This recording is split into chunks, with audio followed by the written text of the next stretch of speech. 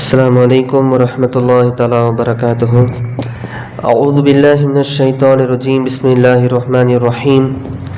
சூரா அல் இம்ரான் 63வது ஆயத்திலிருந்து, நபியே, இதற்கு பின்னரும் உம்மை நம்பிக்கை கொள்ளாமல் அவர்கள் புறக்கணிப்பார்களேயானால் நிச்சயமாக அல்லாஹ் இந்த விஷமிகளை நன்கறிவான். அதாவது இதற்கு பிறகு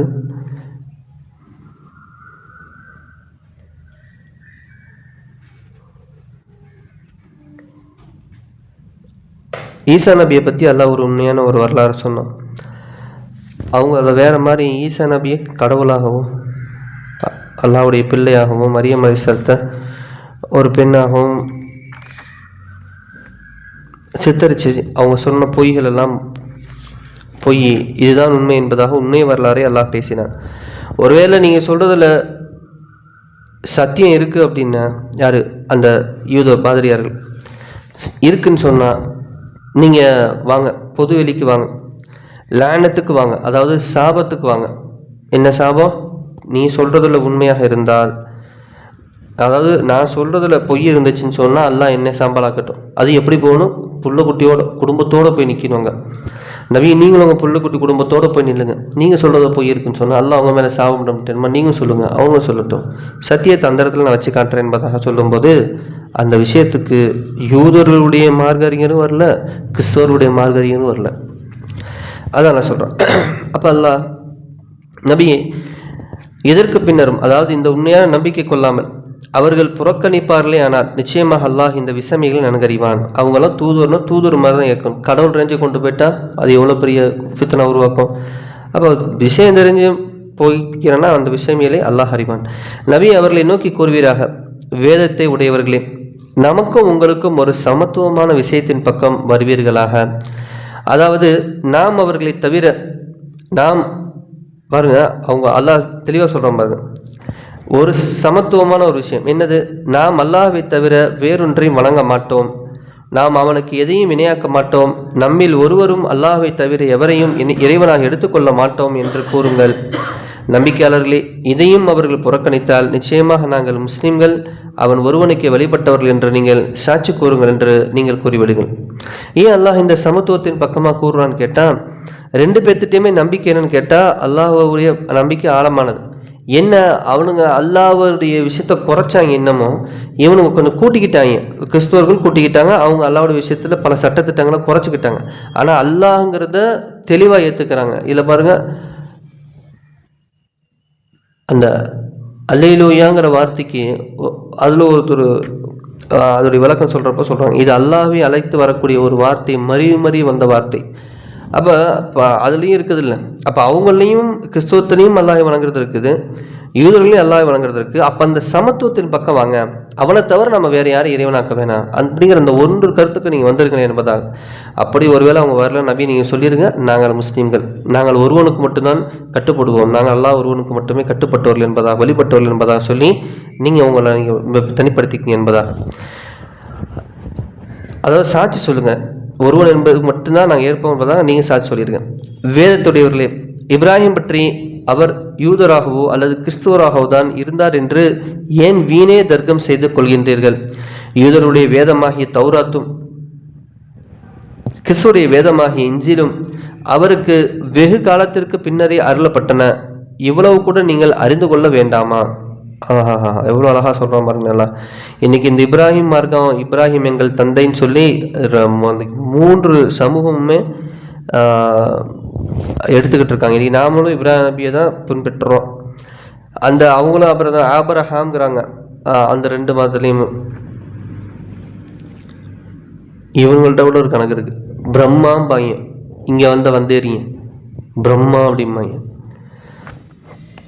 அப்போ அவங்கள நீங்கள் சொல்கிறீங்க, ஆனால் அந்த இப்ராஹிம் எந்த மார்க்கத்தில் இருந்தார் உங்களுக்கு தெரியுமா? நீங்கள் சொல்கிற தௌராத்தை பின்பற்றின மூசா நபி கூட்டம் இன்றைக்கி யூதர்கள், ஈசா நபி பின்பற்ற கூட்டங்கள் கிறிஸ்தவர்கள். இந்த 2 பேரும் இப்ராஹிம் நபி காலகட்டத்திலிருந்து எத்தனோ 1000 ஆண்டுகள் பின்தள்ளி வந்தவர்கள். ஆனால் நீங்கள் 2 பேரும் இப்ராஹிம் நபி எந்த மார்க்கத்தில் இருந்தாங்கன்னு தெரியாமலே நீங்கள் 2 பேரும் உங்களுக்கு சொந்தம் கொண்டாடிக்கிட்டு இருக்கீங்க. அல்லாஹ் சப்ஜெக்டுக்கு வராம பாருங்க. நீங்கள் கொஞ்சம் அறிந்த விஷயத்தில் வீணாக இதுவரை தர்க்கித்து கொண்டிருந்தீர்கள். நீங்கள் ஒரு சிறிதும் அறியாத விஷயத்திலும் ஏன் தருகிக்க முன் வந்து விட்டீர்கள்? அல்லாஹ்தான் இவை அனைத்தையும் நன்கறிவான், நீங்கள் அறிய மாட்டீர்கள். இப்ராஹிம் யூதராகவும் இருக்கவில்லை, கிறிஸ்துவராகவும் இருக்கவில்லை. எனினும் இறைவனுக்கு முற்றிலும் வழிபட்ட நேரான கொள்கையுடைய முஸ்லீமாகவே இருந்தார். மேலும் அவர் இணை வைத்து வணங்குபவராகவும் இருந்தார். அவர் இணை வைத்து வணங்குபவராக இல்லை, நேரான ஒரு கொள்கையுடைய முஸ்லீம்களாக இருந்தார். அப்போ முஸ்லீம்ங்கிற வேர்டுக்கு ஒரே ஒரு வார்த்தை தான். முஸ்லீம்னு காலங்காலமாக அந்த காலத்திலிருந்து இந்த பேர் வருது. எப்படி ஒரு இறைவன் சொல்லி கட்டுப்பட்டு ஒரு இறைவன் தான் அப்படின்னு சாட்சி சொல்லி அது வழிபடக்கூடிய நபராக யார் இருந்துடுறாங்களோ அவங்களுக்கு பேர் முஸ்லீம், அவ்வளோதான். அப்போ அந்த கொள்கைக்குள்ளே வந்து அந்த காலகட்டத்தில் வாழ்ந்தவங்க அதில் இருப்பாங்க.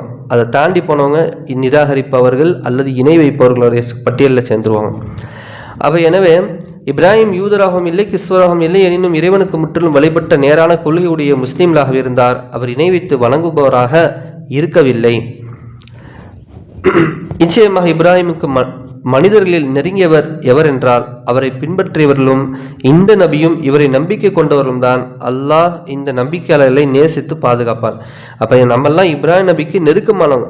ஏன்னா அவங்க எதை பின்பற்றினாங்களோ அதை பின்பற்றுறோம், நம்ம நபி எதை பின்பற்றுறாங்களோ அதை தான் நாமளும் பின்பற்றுறோம். எனவே இவர்களை தான் அல்லாஹ் நேசித்து பாதுகாப்பான். வேதத்தை உடையவர்கள் ஒரு கூட்டத்தார் உங்களை வழிகெடுத்திட விரும்புகிறார்கள். அவர்கள் தங்களையே தவிர உங்களை வழிகெடுத்து விட முடியாது. இதை அவர்கள் உணர்வதில்லையா?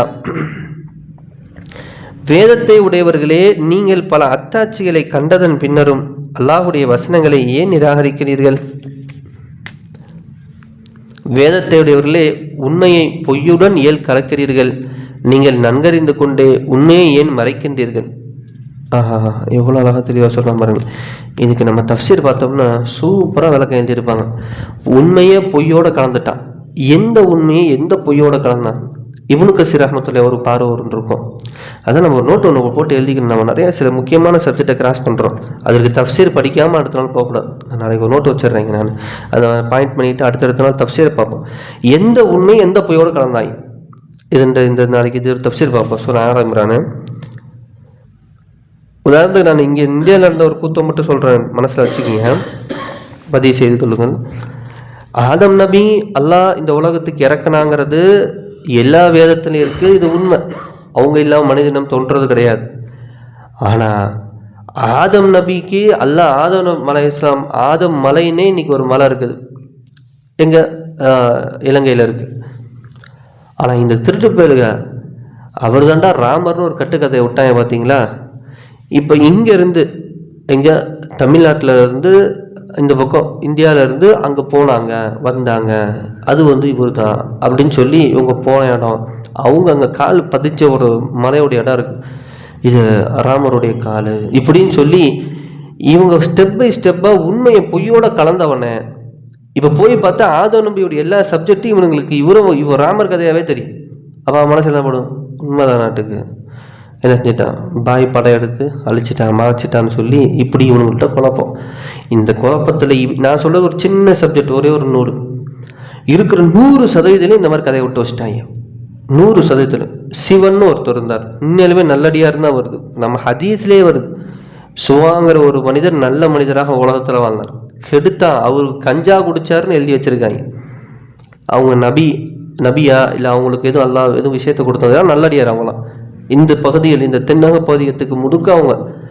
ஆனால் அவரை கொண்டு போய் அவரோட கோத்து இவனுங்க விடுற இந்த கதைகளுக்கு அளவே இல்லை. ரீலுக்கு மேலே ரீல் விடுறது.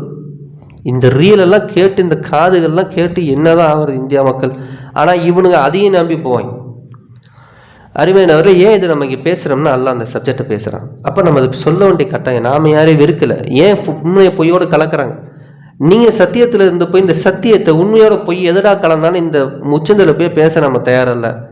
முடிவு பண்ணிட்டான். பாய் பள்ளியாசலுக்கு போனாலே ஏதோ தயாரிக்கிறார். இதுதான் ஒன்று ப்ராக்டிக்கல். நாளைக்கு இந்த சப்ஜெக்ட் நான் சொல்லும் போது இன்னும் விளக்கத்தோடு சொல்கிறேன் பாருங்களேன், உங்களுக்கு இன்னும் புரியும். உண்மையே பொய்யோட ஏன்டா கலந்தீங்க நல்லா கேட்குறேன். அந்த சப்ஜெக்ட் நம்ம நாளைக்கு பார்ப்போம் இன்ஷா அல்லாஹ். இந்தியாவில் அதை ஒரு கதை, கொடுமையான கதை. நீங்கள் இப்போ பிள்ளையார் உருவான கதையை கேட்டிங்கன்னா என்னடாச்சு அப்படின்ட்டு இருக்கும். ஆனால் அதை நம்ப வச்சுட்டாங்க. சத்தியத்தை கொண்டு போய் நம்மளால் கொண்டு போய் சேர்க்க முடியல இவங்கள்ட்ட. அதை நம்ப வச்சுட்டாங்க. அதை நம்ப வச்சு 2% மக்கள் இன்றைக்கி வாழ்கிறான். சில மிச்சம் மீதே நாளைக்கு பார்க்கலாம். இந்த ஆயத்தின் மூலியம் அடியார்களுக்கு என்ன நலவுகளை, எந்த விஷயங்களை நம்மலாம் கட்டளைகள் ஏற்க வேண்டும் என்பதற்காக இறக்குகிறானோ அதை முழுமையாக இப்ராஹிம் நபியுடைய மார்க்கத்தை பின்பற்றிய நல்லடியார்களாக வாழக்கூடிய பாக்கியம் பெற்றவர்களாக வல்லல்லாஹ் என்னையும் உங்களை பாக்கியல்ல புரிவானாக. சுப்ஹானல்லாஹி பிஹம்திஹி சுப்ஹானக்கல்லாஹும் பிஹம்திக அஷ்ஹது அல்லா இலாஹா இல்லா அன்த அஸ்தக்ஃபிருக வ அத்தூபு இலைக். ஆமீன். ஹரி சுப்ஹான ரப்பிக ரப்பில் இஸ்ஸத்தி அம்மா யசிஃபூன் வ ஸலாமுன் அலல் முர்ஸலீன் வல்ஹம்துலில்லாஹி ரப்பில் ஆலமீன். ஸல்லல்லாஹு அலா முஹம்மது ஸல்லல்லாஹு அலைஹி வஸல்லம். ஸல்லல்லாஹு அலா முஹம்மது ஸல்லல்லாஹு அலைஹி வஸல்லம். ஸல்லல்லாஹு அலா முஹம்மது யா ரப்பி ஸல்லி அலைஹி வஸல்லம். அஸ்ஸலாமு அலைக்கும் வரஹ்மத்துல்லாஹி தஆலா வபரகாத்துஹு.